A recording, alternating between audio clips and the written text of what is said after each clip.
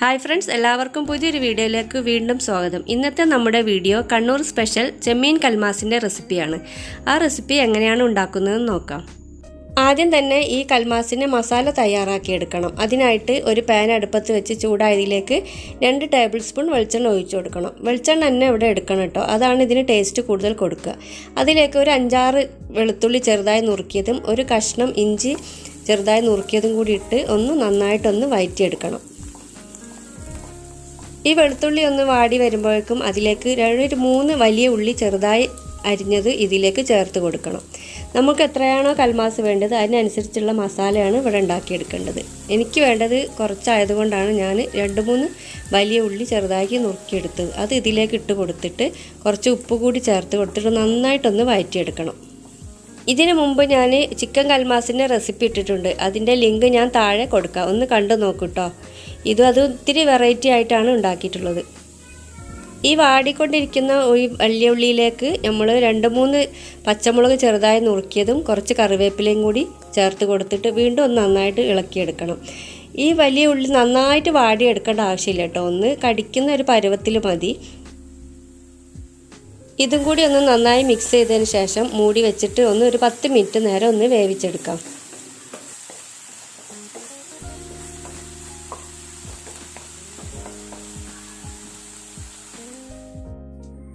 ഇനി മൂടി തുറന്നിട്ട് കുറച്ച് മസാലപ്പൊടികൾ കൂടി ഇതിലേക്ക് ചേർത്ത് കൊടുക്കാം. ഈ മസാലപ്പൊടികൾ ചേർത്ത് കൊടുക്കുന്ന ടൈമിൽ ഫ്ലെയിം ഒന്ന് നന്നായിട്ടൊന്ന് ലോ ആക്കണം കേട്ടോ. ഇതിലേക്ക് 1 ടീസ്പൂൺ മല്ലിപ്പൊടി, 1 ടീസ്പൂൺ മുളക് പൊടി, 1/2 ടീസ്പൂൺ മഞ്ഞൾപ്പൊടി, 1 ടീസ്പൂൺ വലിയ ജീരകം പൊടിച്ചത്, 1/4 ടീസ്പൂൺ ഗരം മസാല എന്നിവ കൂടി ചേർത്ത് കൊടുത്തിട്ട് അതിൻ്റെ പച്ചമണം മാറുന്നത് വരെ ഒന്നുകൂടി വഴറ്റിയെടുക്കണം. ഈ മസാലയൊക്കെ ഇവിടെ ഏകദേശം റെഡിയായി വന്നിട്ടുണ്ട്. ഇനി ഇതിലേക്ക് നമ്മൾ കഴുകി വൃത്തിയാക്കി വെച്ചിട്ടുള്ള ചെമ്മീൻ ചേർത്ത് കൊടുക്കണം. ഈ ചെമ്മീൻ ഇവിടെ ചെറിയ ചെമ്മീൻ ആയതുകൊണ്ടാണ് ഞാൻ അതേപോലെ തന്നെ ഇടുന്നത്. കുറച്ച് വലിപ്പത്തിലുള്ള ചെമ്മീനാണെങ്കിൽ മുറിച്ചിട്ട് ചെറിയ പീസാക്കിയിട്ട് ഇട്ട് വേണം ഇടാൻ. ഈ ചെറിയ ചെമ്മീനാണ് എപ്പോഴും ടേസ്റ്റ് ഉണ്ടാവുക. ഈ വലിയ ചെമ്മീന് ടേസ്റ്റ് ഉണ്ടാവില്ല എന്നല്ല, പക്ഷേ എന്ത് കറി വെച്ചാലായാലും എന്ത് സ്നാക്സ് ഉണ്ടാക്കുകയാണെങ്കിലും ഒക്കെ ഈ ചെറിയ ചെമ്മീൻ ഒരു പ്രത്യേക ടേസ്റ്റ് തന്നെയാണ്. ഈ ചെമ്മീൻ കുറേ അധികം വേവൊന്നുമില്ല കേട്ടോ, പെട്ടെന്ന് തന്നെ വേവുന്നതാണ് ഈ ചെമ്മീൻ. ഈ മസാലയും ചെമ്മീനും നന്നായിട്ടൊന്ന് മിക്സ് ചെയ്തതിന് ശേഷം മൂടി വെച്ചിട്ട് ഒരു 10 മിനിറ്റ് നേരം ഒന്ന് വേവിച്ചെടുക്കണം.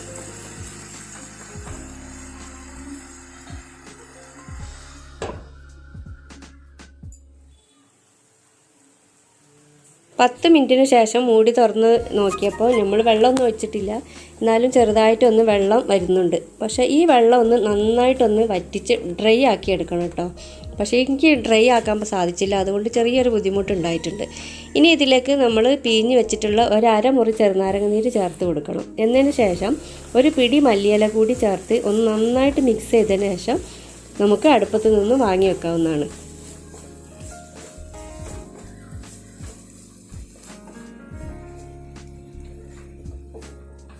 കൽമാസിലേക്കുള്ള മസാലയൊക്കെ ഇവിടെ ഏകദേശം റെഡി ആയിട്ടുണ്ട്. ഇനി നമുക്ക് ഒരു അരപ്പ് കൂടി തയ്യാറാക്കിയെടുക്കണം.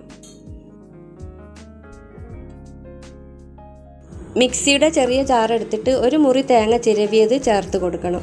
ഇനി ഇതിലേക്ക് ഒരു 10 ചുവന്നുള്ളി കൂടി ചേർത്ത് കൊടുക്കണം. എന്നതിന് ശേഷം 1/2 ടീസ്പൂൺ വലിയ ജീരകം, 1/4 ടീസ്പൂൺ ചെറിയ ജീരകം കൂടി ചേർത്ത് കൊടുത്തതിന് ശേഷം നന്നായിട്ടൊന്ന് ഒതുക്കിയെടുക്കണം. നന്നായി അരഞ്ഞു പോകരുത്, ഒതുക്കിയെടുത്താൽ മതി കേട്ടോ.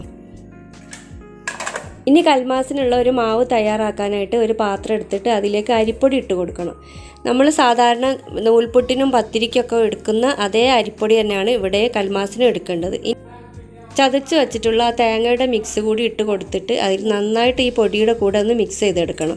ഇതിന് ആവശ്യത്തിനുള്ള ഉപ്പ് കൂടി ചേർക്കണം കേട്ടോ. അതിലേക്ക് നമ്മൾ നന്നായി തിളച്ച വെള്ളം ചേർത്ത് കൊടുത്തിട്ട് നന്നായിട്ടൊന്ന് കിളരിയെടുക്കണം.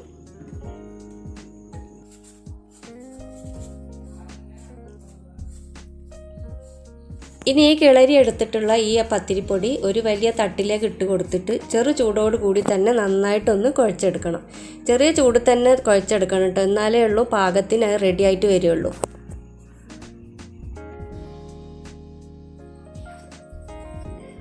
ഈ കുഴച്ചെടുത്ത പത്തിരിപ്പൊടിയിൽ നിന്നും കുറേശ്ശെ ചെറിയ ഉരുളകളാക്കിയെടുത്ത് അത് കൈവെള്ളയിൽ വെച്ചിട്ട് ചെറുതായിട്ട് അമർത്തിയെടുക്കണം. കുറച്ച് എണ്ണ കൂടി തടവണം കേട്ടോ കയ്യിൽ.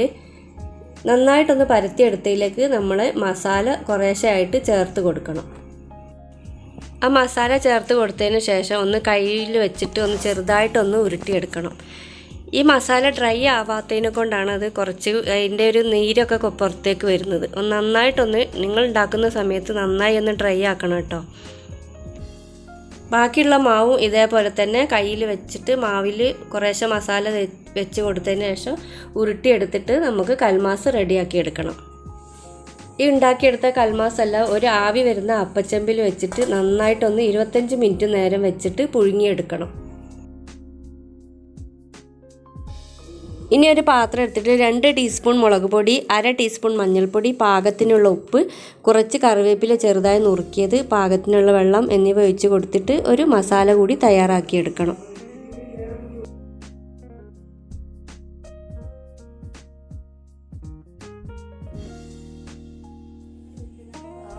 ഇനി ഒരു പാൻ അടുപ്പത്ത് വെച്ചിട്ട് അതിലേക്ക് ഓയിൽ ഒഴിച്ച് കൊടുക്കണം.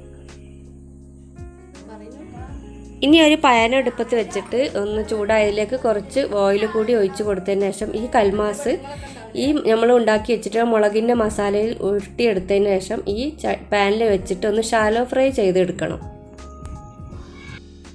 ബാക്കി ഉണ്ടാക്കി വെച്ചിട്ടുള്ള എല്ലാ കൽമാസും ഇതേപോലെ ഈ മുളകിൻ്റെ മാവിൽ മുക്കിയതിന് ശേഷം ഒന്ന് ഫ്രൈ ചെയ്തെടുക്കണം.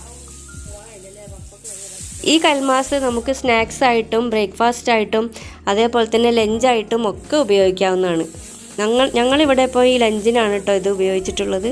അത് തന്നെ മതി. ഏറ്റവും നല്ല സ്വാദിഷ്ടമായിട്ടുള്ള ഒരു കൽമാസ് ഇവിടെ റെഡി ആയിട്ടുണ്ട്. നിങ്ങൾ എന്തായാലും ഇതേപോലെ തന്നെ ചെമ്മീൻ വെച്ചിട്ടോ അല്ലെങ്കിൽ എന്തെങ്കിലും ദശക്കട്ടിയുള്ള ഒരു മീൻ വെച്ചിട്ടോ ഒക്കെ ഒന്ന് റെഡിയാക്കി എടുത്തിട്ട് കഴിക്കാവുന്നതാണ്. ഈ വീഡിയോ നിങ്ങൾക്ക് ഇഷ്ടപ്പെട്ടു എന്ന് വിചാരിക്കുന്നു. ഇഷ്ടപ്പെട്ടാൽ ലൈക്ക് ചെയ്യാനും ഷെയർ ചെയ്യാനും ചാനൽ സബ്സ്ക്രൈബ് ചെയ്തിട്ടില്ലെങ്കിൽ സബ്സ്ക്രൈബ് ചെയ്യാനും മറക്കരുതേ. Thanks for watching.